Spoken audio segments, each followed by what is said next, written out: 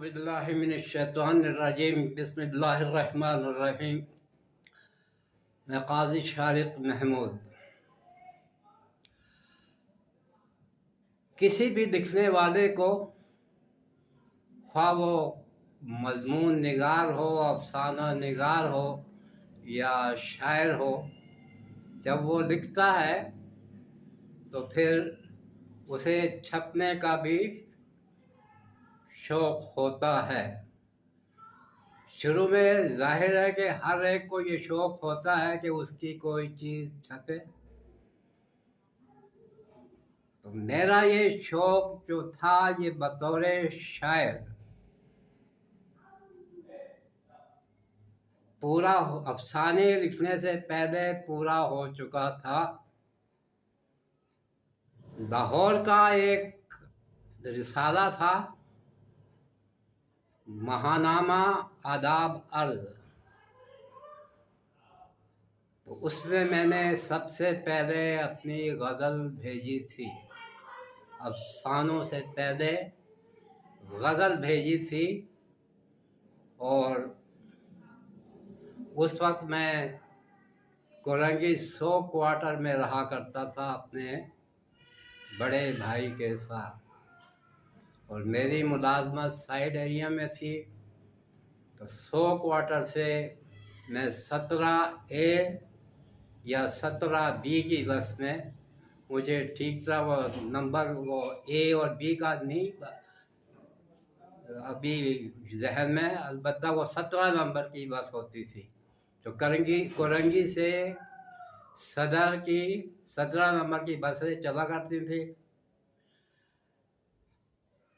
एक 17 नंबर थी, 17A थी, 17B थी और 17C थी। बाद में अब आजकल ये अब कोई भी बस नहीं है, 17 नंबर की बसें ख़त्म हो चुकी हैं। तो उस ज़माने में बहरहाल 17 नंबर की बसें चला करती थी, और 17A या B में मैं जाया करता था पहले सदर, और फिर सदर से 1D की बस में बैठ के साइड एरिया जाया करता था। तो इसी तरह जब मैंने वो गज़ल भेज दी, तो फिर मैं जब वापस आया करता था शाम को, सदर में उतरा करता था, तो बुक स्टॉलों पे वो देखता था कि आदाब अर्ज़ का शुमारा आया या नहीं। और अगले ही माह वो जब बुक स्टॉल पर शुमारा मैंने देखा, उसकी खोल के वरगर्दानी की, तो उसमें मेरी गज़ल आ चुकी थी। वो पहली गज़ल थी, पहली मर्तबा ज़िंदगी में मेरा नाम छपा था। तो ज़ाहिर है फिर बेइंतहा खुशी हुई थी, और मैंने उस शुमारे को, आदाब अर्ज़ के शुमारे को फौरी तौर पर ख़रीद लिया था।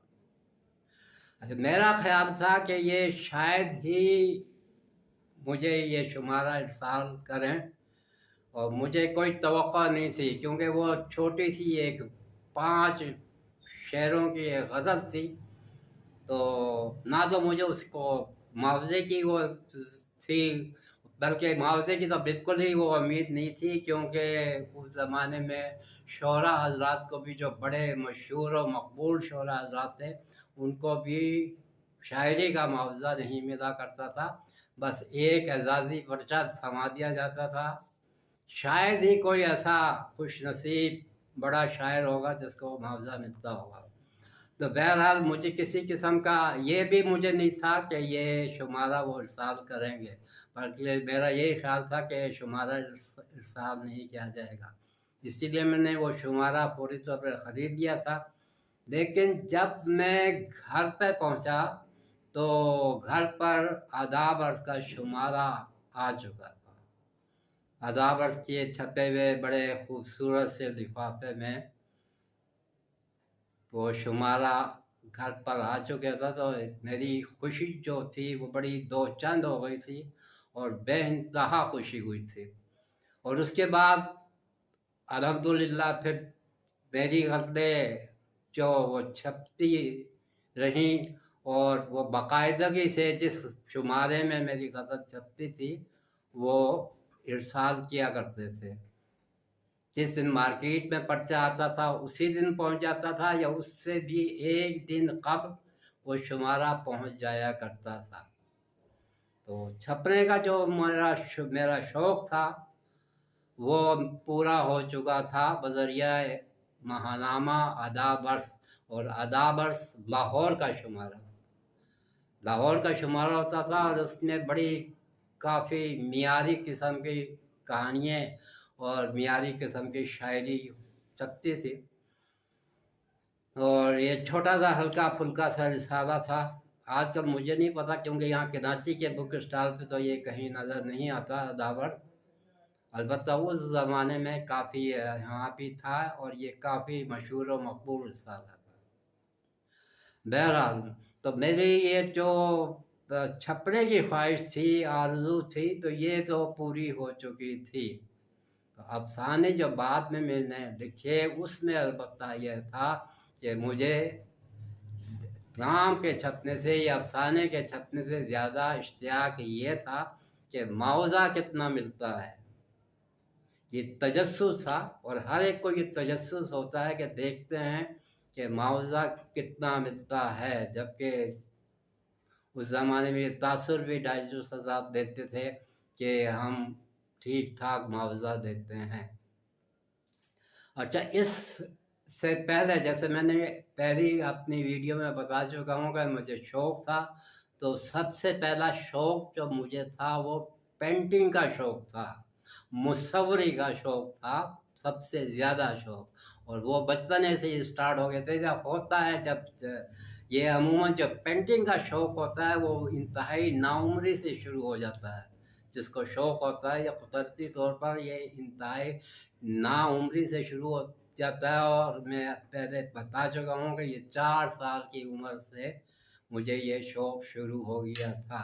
तो बहरहाल इसी तरह मैंने इसी पेंटिंग को, ये मेरा जो पहला शौक़ था, इसकी नुमाइश भी मैंने गज़ल लिखने को, शायरी लिखने से पहले की थी। और जो मेरी नुमाइश हुई थी पेंटिंग की, वो बात मैं बड़े यकीन से और बड़े एतमाद से कह सकता हूँ कि मेरी ज़िंदगी की जो सबसे पहली तस्वीरों की नुमाइश थी, ऐसी नुमाइश आज तक कायनात में, आज तक उस किस्म की नुमाइश किसी की कभी नहीं हो सकी होगी, और ना ही अब तक ऐसी नुमाइश हो सकेगी। ये मैं बात पूरे यकीन से आपको कह रहा हूँ, पूरे एतमाद और पूरे यकीन के साथ, कि इस किस्म की नुमाइश होनी तकरीबन नामुमकिन है। जिस दिन मेरी नुमाइश हुई तस्वीरों की, वो पूरे का पूरा दिन एक बड़ा नाकाबिले फरामोश दिन था। उस दिन को मैं कभी भी फरामोश नहीं कर सकता। और उस नुमाइश की रुदात सुनाने के लिए एक बड़े हौसले की ज़रूरत है। तो इंशाअल्लाह ताला मैं कल की वीडियो में आपको वो पूरी रुदात सुनाऊँगा। खुश रहिए और दूसरों को खुश रखने की हर मुमकिन कोशिश कीजिए। अल्लाह हाफ़िज़।